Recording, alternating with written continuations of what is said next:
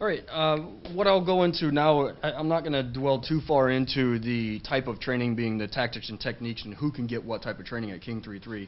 But what I will go over is some of the safety training that we'll go over for everybody at when they come to training, regardless of how experienced they are.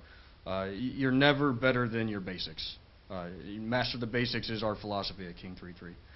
What I'm getting ready to do is demonstrate the force on target training, meaning force, I have a firearm, and I have a target. In this case, force on target means an inanimate object. Right now it's an IDPA target. I'm going to go over the lock and load procedures.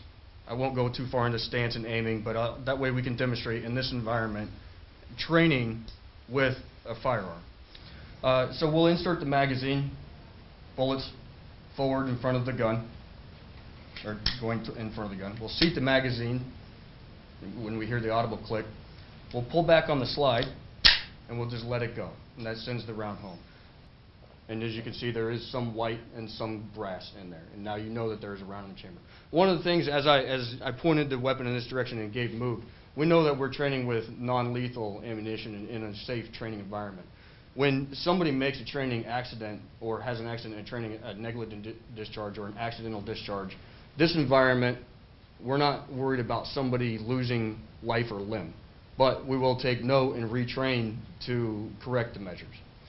So I'm standing about 20 feet from my target right now, and I'm just going to go ahead and engage it with 5 rounds just to demonstrate force on target.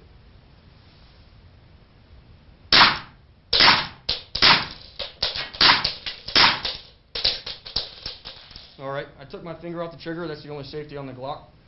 I'll go ahead and unload and show safe since I don't have a holster on. All right, weapon's clear.